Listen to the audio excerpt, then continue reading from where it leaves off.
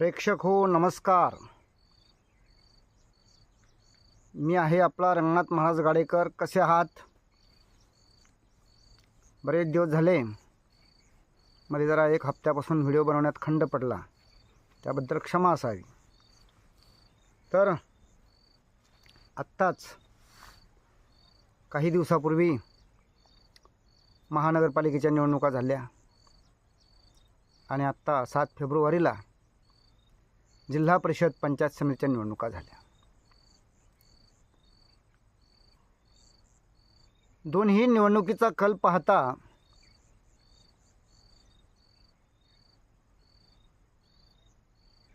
महाराष्ट्रामध्ये आता सध्या हिंदुत्वाचं वारं व्हायला लागलेलं आहे. कारण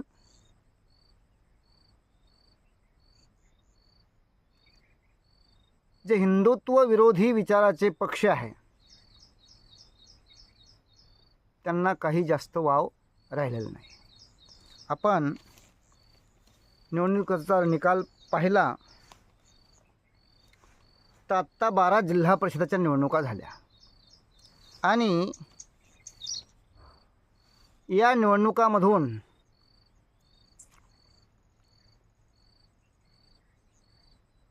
भारतीय जनता पार्टी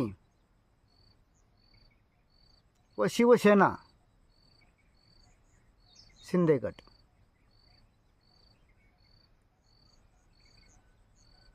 यांच्याकडं जास्तीच्या जागा आलेल्या आहे. नंबर 1ला भारतीय जनता पार्टी व नंबर 2ला शिवसेना आणि 3ऱ्या नंबरला राष्ट्रवादी म्हणजे अजित पवार गट यांचा क्रम राहिलेला आहे. ते सत्ताधारी आहे.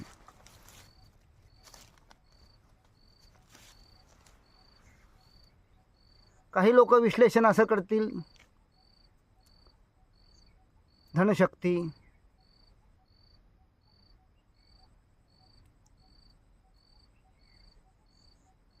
धनशक्तीच्या जोरावर, परंतु असं काही नाही. सर्व प्रकारच्या उमेदवारांनी आपापल्या परीनं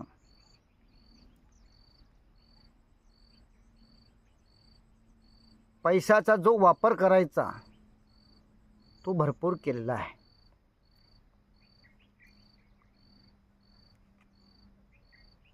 काही ठिकाणी अपवाद,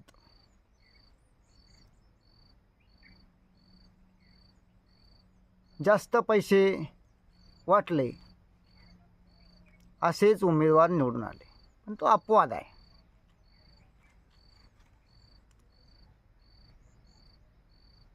नाहीतर बहुधा काही लोकांनी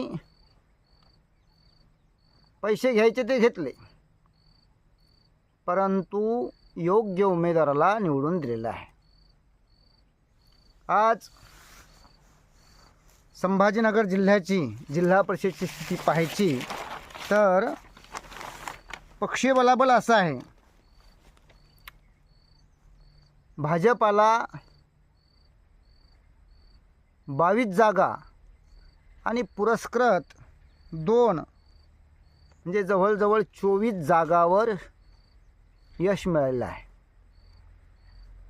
24 ठिकाणी जिल्हा परिषदेचे भाजपाचे उमेदवार निवडून आलेले आहे आणि शिंदे गट शिवसेना यांचे सुद्धा 22 उमेदवार निवडून आलेले आहे.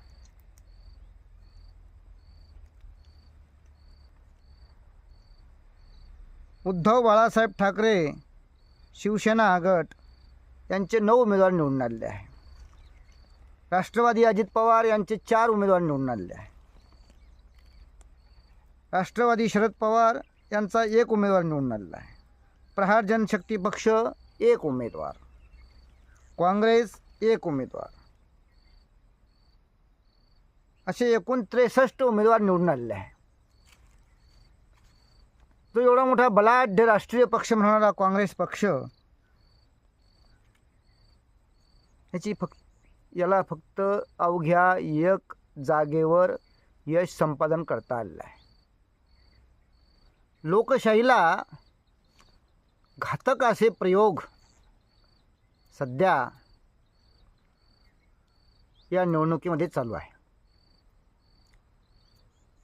पैशाचा वारेमाप उपयोग केलेला आहे.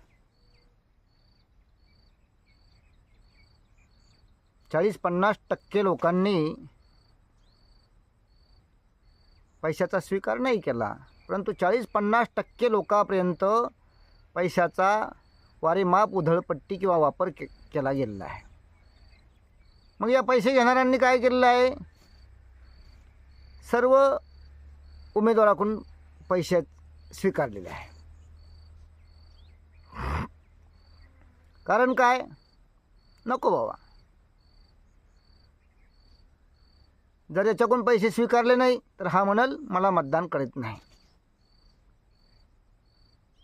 परंतु याचा अर्थ असा झालेला आहे की आज सर्वसामान्य माणूस या निवडणूक प्रक्रियेमध्ये सहभाग घेऊ शकत नाही. त्याला या समाजाची सेवा करण्याची इच्छा जरी असेल, पण म्हणतात ना, अतिची माती होते. काही दिवसानंतर हेही संपून जाईल.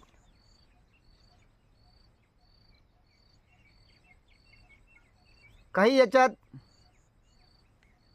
चांगले माणसंसुद्धा निवडून आलेले आहे, पण त्यांना प्रचंड ओढाताण करावं लागले आहे.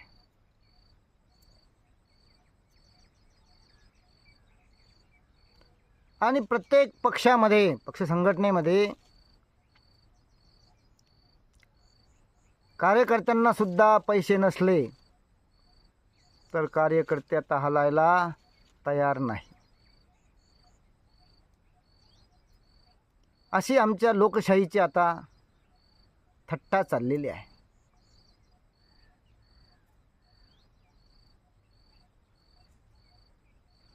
जे लोक बोमा मारतात,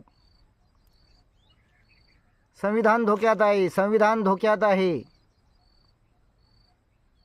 ते लोक सुद्धा पैशाचा वारेमाप या निवडणुकीमध्ये वापर करतात.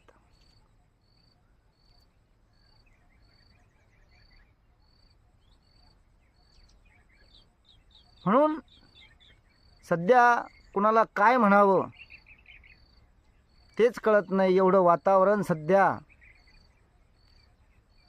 आणि याच्यातून असं असताना सुद्धा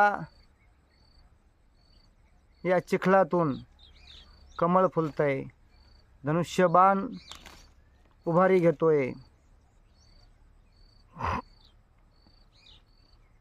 हिंदुत्ववादी विचाराच्या लोकांमध्येच संघर्ष व्हायला लागलेला आहे.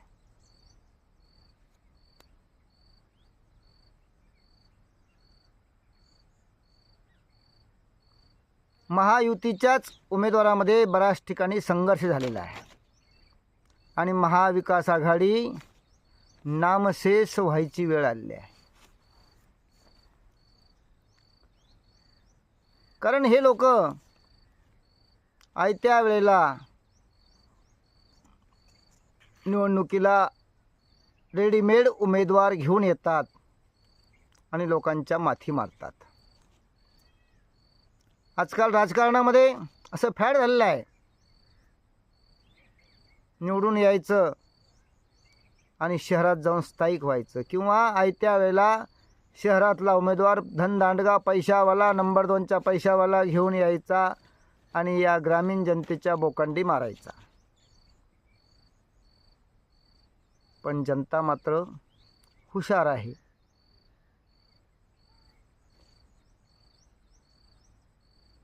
जनतेने सुद्धा अशा लोकांना धूळ चारलेली आहे.